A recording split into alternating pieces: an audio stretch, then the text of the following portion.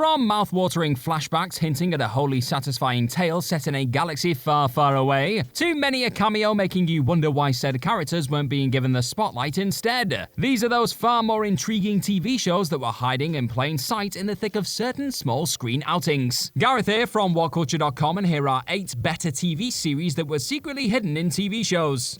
Number 8. Jimmy Woo and Darcy Lewis are on the case. WandaVision.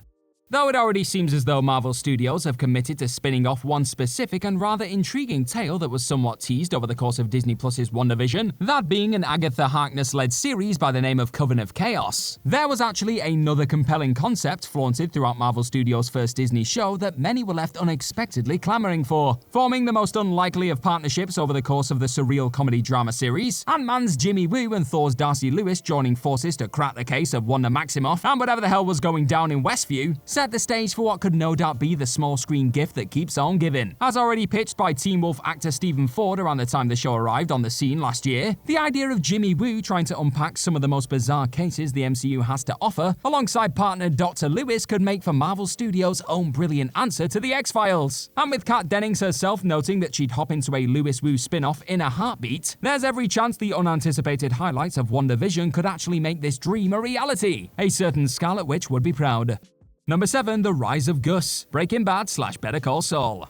Breaking Bad and Better Call Saul's many compelling breadcrumbs offered up about the backstory of the mesmerizing Gustavo Fring have led to a solid number of folks understandably begging Vince Gilligan and co. to commit to bringing the Chicken Man's earlier years to life, Giancarlo Esposito included. Though definitely acting as one of the most deliciously mysterious entities that Breaking Bad sphere has to offer, both shows have already teased glimpses at his earlier steps into the criminal underworld via flashbacks and throwaway lines, with one particularly heartbreaking scene involving Fring's friend and partner Max being murdered in front of his very eyes by Hector Salamanca, informing much of Gustavo's cold actions from there on out, for example. So you can only imagine what sort of meat Gilligan and the gang could get stuck into in the years leading up to Fring's immigration to Mexico in the late 80s, with Esposito himself clearly salivating at the thought of delivering on those hints at the magnetic figure's hidden past. As he put it, as much as I've wanted so much as an actor to explore Gus's previous life, Gus's life in Chile, all these things, there is a yearning inside me and I keep coming back to the rise of Gus. It fits the puzzle, and we could see where he had come from and maybe explore more of who he really is underneath the mask. And while Esposito would also understandably add that both Gilligan and Peter Gould deserve some time out after so long immersed in this dark world, few would refuse the chance to see the rise of Gus finally get the attention it deserves.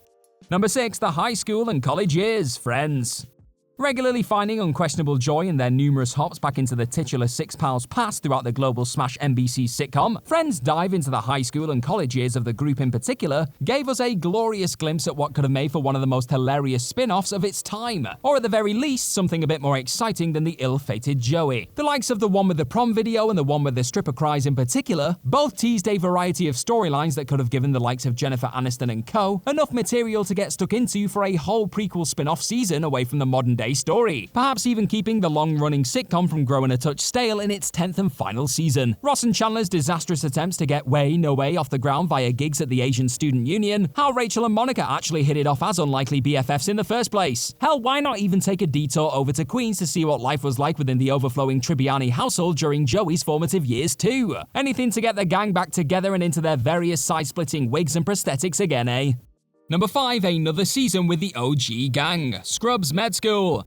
Seemingly waving goodbye to all things Sacred Heart with a rather touching my-finale conclusion to Season 8 of the zany sitcom, news of Scrubs actually being semi-revived for a 9th almost spin-off season by the name of Scrubs Med School left many nursing a pool of mixed emotions. And sure enough, instead of decisively handing the ball over to the next batch of interns or med students in this case, the decision was made to rope in many of the OG docs for various main and supporting roles, with their constant charming presence unfortunately killing off any hopes the likes of Dave Franco and his fellow newcomers had of stepping out of Zach Braff, John C. McGinley and co.'s shadows. In truth, all this half-assed attempt at luring folks back for one more round of Scrubs Light did was remind fans that they had actually stuck around for the previous 8 seasons because of the original players they'd invested countless hours of time into watching grow as bizarre humans and just about competent doctors. So would it have been that difficult to simply keep the action within a not demolished hospital and have the likes of JD, Turk and Dr. Cox continue acting as central side-splitting mentors alongside everyone from Judy Reyes' Carla to Sarah Schalke's Elliot in their natural habitat instead, all while lacing in the show's tried and tested nuggets of heartbreaking drama and ushering in another generation? Apparently so.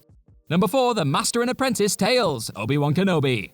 Heading back over to tantalizing flashback territory now, and to an epic sequence that served up arguably the most exciting unexplored avenues Disney Plus's recent Obi-Wan Kenobi series had to offer, outside of that long-awaited rematch of the century, of course. I am talking about the bout of Jedi lightsaber practice that depicted a digitally de-aged Ewan McGregor and Hayden Christensen taking a duel down memory lane in Part 5 of the small-screen link between Episodes 3 and 4. While the sequence involving Darth Vader remembering the lessons his former master attempted to teach him in the time before Attack of the Clones and the Clone Wars breaking out acts as a way of informing the events of the episode itself, in reality, all the adored flashback did was leave fans angling for more adventures and lessons to be played out between the two in all their live-action glory in the coming years. Should Obi-Wan Kenobi find itself being gifted a second season that sees McGregor's Kenobi pit the brains of Force Ghost Master Qui-Gon Jinn, there's every chance a few more pre- or mid-Clone War events could be revisited. But why not just fully commit to the spin-off Master and Apprentice tales now while the lightsaber's hot? The leading lights are not getting any younger.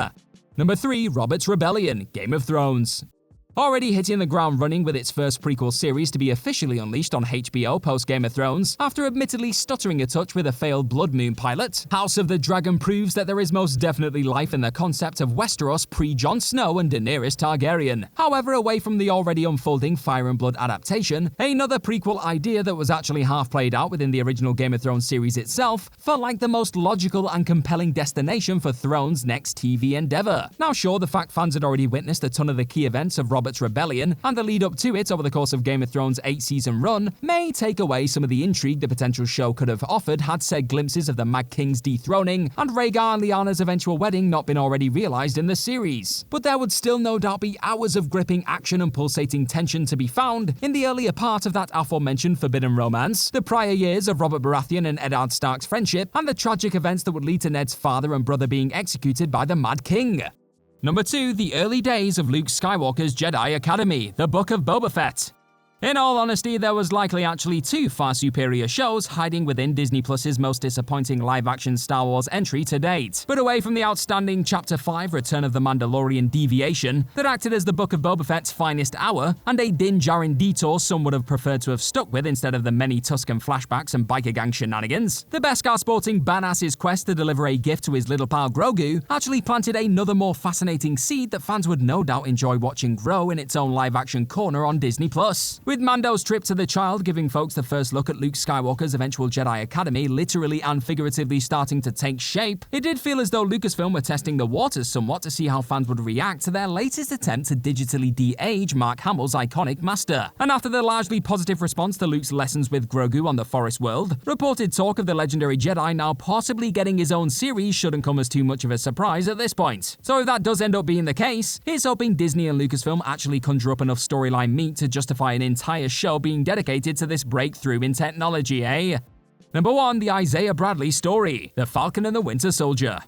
Though the definite passing of the Captain America mantle to Sam Wilson and the reintroducing of the likes of Baron Zemo were both handled admirably over the course of the MCU's second live-action Disney Plus TV project, there's simply no denying that an unexpectedly much more riveting tale was largely left unexplored over the course of The Falcon and the Winter Soldier. That being Isaiah Bradley's all-but-erased chapter in MCU history as one of the first folks post-Steve Rogers to survive the super serum experiment. Carl Lumbly has already movingly recounted in the series the fact that his Bradley was at the center of a ton of covert missions back in the 1950s, one of which even involved him colliding with the Winter Soldier himself and taking half of his arm for good measure. Now who wouldn't want to see that hard-hitting collision and many others like it play out on the small screen, I say? And the tragic events that led to Bradley's eventual imprisonment before being experimented on by Hydra and ignored by the history books would also make for some impactful television, whilst also adding further depth to Lumley's outstanding turn in Falcon and the Winter Soldier and his no doubt stellar upcoming work in Captain America New World Order, with Falcon and the Winter Soldier creator Malcolm Spellman also responding with a swift "for sure" when asked how interested he'd be in delivering a Bradley prequel. You wouldn't bet against the Isaiah Bradley story finally being told before long. And that's our list of any other better TV series that was secretly hidden in shows. Let us know all about them in the comment section right down below, and do not forget to like, share, and click on that subscribe button while you're there. Also, if you like this kind of thing, then head on over to whatculture.com and find some more incredible articles just like the one this video you're watching right this second is based on. I've been Gareth from whatculture.com. Thank you as always for clicking on this lovely video today. Hopefully I'll see you very, very soon, but in the meantime, be good to yourself. Bye bye!